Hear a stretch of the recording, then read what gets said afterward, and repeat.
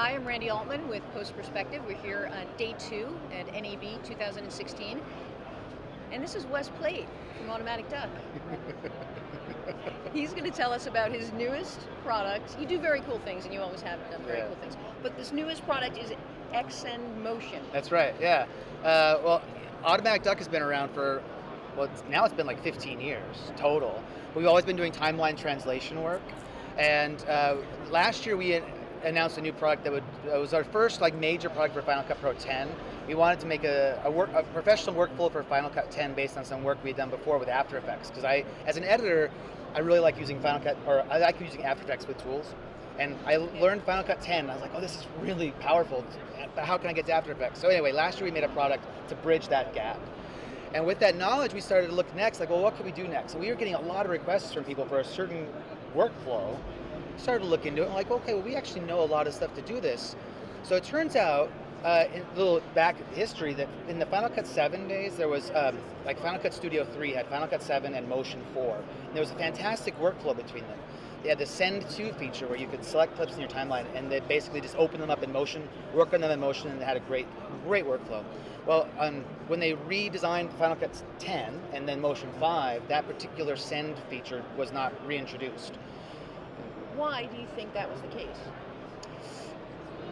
My guess is just that they've got a lot of priorities. They're basically reinventing their NLE from the ground up, and so what features are you going to add back and which ones are you going to keep? I don't know for sure, but that's just my guess. They've been adding a lot of things back. The very first Final Cut 10 didn't have multicam, and eventually they added that back in, right? So, but we saw it as an opportunity that Automatic Duck might be able to tackle it, and so we're announcing a new product called XSend Motion. And it's a product that will take a Final Cut 10 project and turn it into a motion project. Or sometimes a project can be quite large, so maybe you don't want to send all of that project.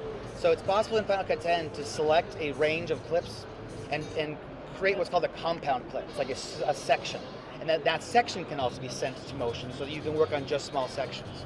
So I think this product's going to really open up a lot of new workflows for people who want to use Final Cut and Motion together, but they haven't been able to figure out that bridge to get from the editing system into the graphics tool. And being able to send chunks instead of the whole file makes things go more quickly. It's very fast, and then since also there's no new media created. Like if you were to export movies from Final Cut 10 to Motion, you're adding to your storage requirements.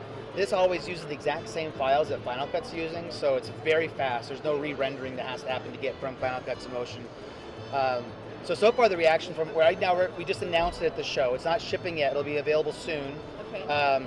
We will let you know for sure when it's available so that we can talk again. But our beta testers that we've been working with so far are just thrilled. It's really meeting a need, and so we're just excited for people to learn about this and get excited too, so that when we ship it, I think it's going to be a really big thing for users. Do you have a price range? We're not talking about. We're not determined that yet. We're not announcing that yet. So when we make the product available and announce the shipping stuff, that's when we'll announce pricing as well. All right, good one. Any hints to what problem you're going to solve next? Oh gosh, I'm not thinking about that yet. We got to get this thing out and then update a couple of things. I don't really know what's going to come next after that. Okay. Well, you'll tell us. You're going to be at the top of my list, of course. Thank you, Wes Plate. All right, I'm Randy Altman with Post Perspective. Thank you to Wes Plate from Automatic Duck, and we will see you soon.